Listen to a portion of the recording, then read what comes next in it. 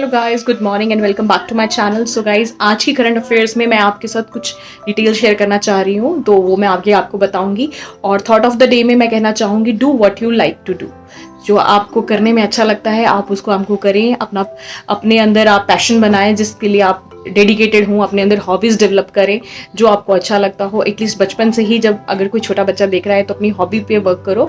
साथ में जो भी पढ़ाई होती है उसको तो करना ही होता है, अपनी डे टू डे एक्टिविटीज़ के साथ जो आपकी हॉबी है उसको अपने अंदर और ज़्यादा ग्रो करो, उसके लिए भी काम करो, थोड़ा टाइम निकालो। अगर टाइम निकालते हैं तो सब कुछ पॉसिबल होता है।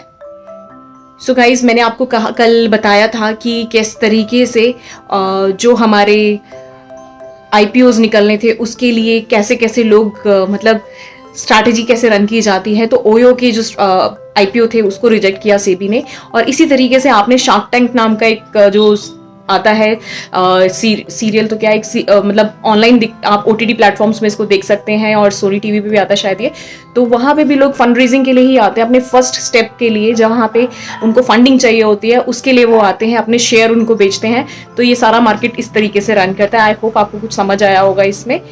और गाइस, नेट न्यूट्रलिटी का भी एक कंसेप्ट चल रहा है। ओटीटी प्लेटफॉर्म्स के बारे में आप सबने सुना होगा। ओटीटी क्या होते हैं? Over the top platform. तो ओटीटी प्लेटफॉर्म्स और सर्विस प्रोवाइडर्स के बारे में भी आप सबको पता होगा। जियो टीवी, एयरटेल, वोडाफोन, ऐसे सर्विस प्रोवाइडर्स हैं हमारे इंडिया में जो इस समय रन कर रहे हैं। वैसे हैं तो गिनती के ही, ज़्यादा नहीं है, कॉम्पिटिशन नहीं है ज़्यादा, वैसे होने चाहिए। टेलीकॉम इंडस्ट्री को बूम करना चाहिए इंडिया में भी। तो अभी क्या न्यूज़ है कि जो ये सर्विस प्रोवाइडर्स हैं ये कह रहे हैं कि हमारे को अभी जो भी हम प्लान लेते हैं जियो टीवी से, ऐसे किसी से भी प्लान लेते हैं, वो लिमिटेड होता है। जैसे मतलब 3 मंथ्स का लिया आपने, 599 का हो गया। बट जो अर्निंग हो रही है, जो ओटीटी प्लेटफॉर्म्स की अर्निंग हो रही है, हम सब यूट्यूब देखते हैं, हम सब अलग अलग प्लेटफॉर्म्स पे जाके देखते हैं, वूट देखते हैं, जहाँ जहाँ पे भी हमारे को अपने सीरियल्स देखने हैं या वेब सीरीज देखनी है, नेटफ्लिक्स पे देखना है, कुछ हॉटस्टार पे देखना है, कुछ भी देखना है, हम ऑनलाइन देखते हैं। ऐसा नहीं है कि हम सिर्फ केबल टीवी पे डिपेंडेंट है, हम इस चीज़ पे भी डिपेंडेंट है जो कि इंटरनेट के थ्रू चल रहा है और ये ग्रो हो रहा है। तो अब ओटीटी प्लेटफॉर्म से इनकी सर्विस प्रोवाइडर्स की ये डिमांड है कि तुम इतना अर्न कर रहे हो, तुम्हारे पास इतनी सारे जनता आ रही है, जो ट्रैफिक आ रहा है वो मेरे थ्रू ही आ रहा है, तुम्हारी कमीशन में से कुछ अमाउंट तो हमें भी पे आउट होना चाहिए। तो ये है अभी सर्विस प्रोवाइडर्स की डिमांड। बट अब इसके ऊपर जो ओटीटी प्लेटफॉर्म्स है वो उनकी क्या कहना है वो मैं आपको बताती हूँ। तो जो ओटीटी प्लेटफॉर्म्स हैं वो ये कह रहे हैं कि अगर हम मतलब अपने चैनल से लोगों तक इंफॉर्मेशन नहीं देंगे तो तुम्हारा रिचार्ज कौन कराएगा।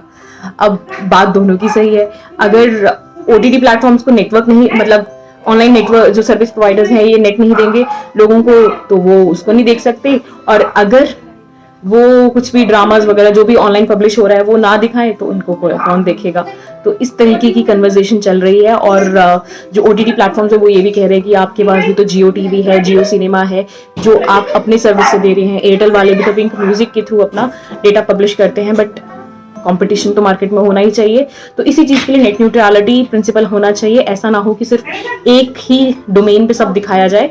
तो इस तरीके के वाद विवाद चलते रहते हैं। इससे पहले फेसबुक ने भी एक अपना पब्लिशर दिखाया था कि लोगों को मैं फ्री इंटरनेट दे दूंगा सिर्फ और सिर्फ अगर अपने फोन में वो सिर्फ फेसबुक चलाएं। तो बाकी जो कॉम्पिटिटर्स हैं उनका क्या होगा? बाकी जो जिस तरीके से स्नैपचैट चल रहा है, बाकी जितनी भी चीज़ें लोग आजकल सोशल मीडिया के लिए यूज़ करते हैं उसका क्या होगा? तो इसलिए हम कभी भी ये नहीं चल सकते कि सिर्फ एक के ऊपर डिपेंडेंट हो जाए तो बाकी लोगों में मोनोपोली आ जाएगी, किसी और का कोई यूज़ ही नहीं करेगा। इस वजह से तो गवर्नमेंट ने नेट न्यूट्रलिटी प्रिंसिपल के ऊपर काम कर रही है ताकि दोनों के दोनों एक साथ बैलेंस होकर काम करें। तो ये थी अभी ओटीटी प्लेटफॉर्म से related news.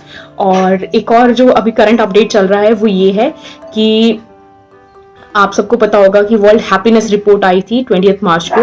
World happiness report में जो इस बारी का अपडेट था वो ये था कि इंडिया बहुत दुखी है। वो गाना है ना, क्या कहते हैं, तुम इतना क्यों मुस्कुरा रहे हो, जरूर है कोई गम छुपा रहे हो। तो वो गाना अभी इंडिया पे सेट कर रहा है कि इंडिया दिखावे की खुशी दिखा रहा है। और इंडिया का जो हैप्पीनेस रिपोर्ट के अकॉर्डिंग रैंक है, आउट ऑफ 150 कंट्रीज 126 आया है। तो आप समझ सकते हैं हम इंडियंस कितने दुखी हैं according to that report. But ऐसा मुझे तो लग रहा है कि ये इसमें पार्शियलिटी हुई है। बिकॉज यूक्रेन को अगर हम देखते हैं पिछले 1 साल में, तो यूक्रेन का जो रैंक आया है वो आया है 90। तो as per this report Ukraine वाले तो बहुत खुश है। और क्या हुआ है यूक्रेन में आप सबको पता है, रशिया का 70 रैंक है। तो इस तरीके से ये रिपोर्ट पब्लिश हुई है। तो आप भी बताइए आपको क्या लगता है, किस तरह की हैप्पीनेस है हमारे इंडिया में। बाकी जो ये रिपोर्ट कैलकुलेशन होती है ये पर कैपिटा इनकम पे होती है कि मतलब वहाँ का जो एक नागरिक है वो कितना अर्न कर रहा है, उसके अकॉर्डिंग उसकी हैप्पीनेस को कैलकुलेट करते हैं कि इसकी अर्निंग कितनी है, उसके अकॉर्डिंग हैप्पीनेस। बट पैसा ही सब कुछ नहीं होता, पैसे से ही खुशियां नहीं आती, ये चीज हम सबको पता है और हम प्रैक्टिकली देख भी सकते हैं कि यूक्रेन का क्या हाल है और इंडिया कितना मच बेटर है उससे। तो इस तरीके से कंपटीशन किया जाता है और दुनिया में अलग अलग कंट्रीज को नापतोल किया जाता है कि किस तरीके की कंट्री का कल्चर चल रहा है और कैसे लोग वहां पे हैप्पी हैं भी कि नहीं है। तो ये कुछ न्यूज़ थी जो मैंने सोचा आपसे शेयर करूं, और आगे कुछ अपडेट होगा वो मैं आपको बताऊंगी, तो पूरी वीडियो देखिएगा आगे तक। सो गाइज, जो दूसरी अपडेट मैं आपसे देना चाहूंगी वो IMF से रिलेटेड है। इंटरनेशनल मॉनेटरी फंड हमारी जो है IMF, और आई होप आप सबको पता होगा IMF एंड वर्ल्ड बैंक के बारे में। तो IMF हमारी इंटरनेशनल मॉनेटरी फंड ये क्या करती है, ये फंड्स प्रोवाइड करती है उन कंट्रीज को जिनकी बैंक्रप्सी या दिवालिया निकलने वाली की कंडीशन होती है, जो बहुत फाइनेंशियली वीक हो रखी होती हैं। तो इस समय मार्केट में इसकी न्यूज़ क्यों आई है, आपको पता होगा श्रीलंका में क्या हो रहा है, क्या उसकी इकोनॉमी गिर गई है, किस तरीके से, कितना बुरा हाल है श्रीलंका का और यूक्रेन का। तो इनकी कंडीशंस होती है, जो वर्ल्ड बैंक काम करती है, वर्ल्ड बैंक उनको लोन देती है, जो वर्ल्ड बैंक में बेसिकली स्ट्रक्चर कंस्ट्रक्शंस के लिए, जैसे कहीं रोड बनानी हो, इंडिया में रोड बनानी है तो उस चीज़ के लिए लोन देती है। तो यूक्रेन में इस समय देख सकते हैं आप कितना बुरा हाल हो रखा है। तो यूक्रेन में इस समय जो कंस्ट्रक्शन का काम है, IMF में ये पॉलिसीज होती हैं कि वो वॉर जोन वाले एरिया को मतलब लोन नहीं देती है या फंडिंग नहीं करती है। बट इस समय IMF ने अपना कॉन्ट्रैक्ट करके यूक्रेन को फंडिंग करी है, और यूक्रेन को जो फंडिंग हुई है $16 बिलियन की यूक्रेन को फंडिंग करी, और अप्रॉक्स 2.9 बिलियन, 3 बिलियन ही हो गया जो कि श्रीलंका को इन्होंने फंडिंग करी है। तो इसमें कॉन्ट्राडिक्ट ये हो रहा है, इंडिया इस चीज के लिए नाराज है कि श्रीलंका को इतनी कम फंडिंग और यूक्रेन को इतनी ज्यादा फंडिंग, वो भी ओवर एंड अबव जाकर के, जिसके लिए वो अलाउड नहीं था, वो काम IMF ने किया है। और जबकि वर्ल्ड बैंक का ये काम था कि वर्ल्ड बैंक उस एरिया में लोन दे सकता था जहां पे कंस्ट्रक्शन रिस्ट्रक्चरिंग का काम होता है।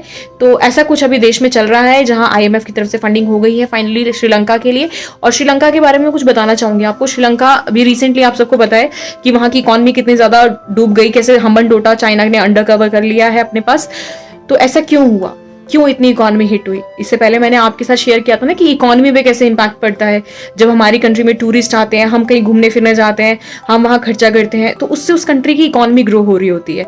एग्जैक्टली सेम रीजन था अभी रशिया पे, जैसे सैंक्शंस लगी थी तो रशियंस कहीं घूमने फिरने नहीं गए, और कोविड का ड्यूरेशन था, कोविड फेज था, चाइनीज भी नहीं घूमने आए, तो मैक्सिमम श्रीलंका में जो टूरिस्ट आता था वो रशियंस आते थे, और अभी रशियंस का फ्लो वहां नहीं था, लोग घूमने फिरने नहीं आए। इस वजह से उनको इनडायरेक्ट इम्पैक्ट पड़ा जब उनके टूरिज्म इंडस्ट्री डूब गई। इस वजह से फिर आगे वो अपना दूसरी जगह खर्चा नहीं कर पाए।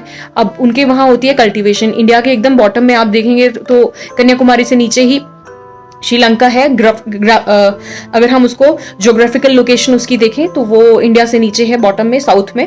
तो वहां पर भी एग्रीकल्चर अच्छा है, बट एग्रीकल्चर में वहां पे फर्टिलाइजर्स वो नहीं खरीद पाए जो कि रशिया से इंपोर्ट होनी थी।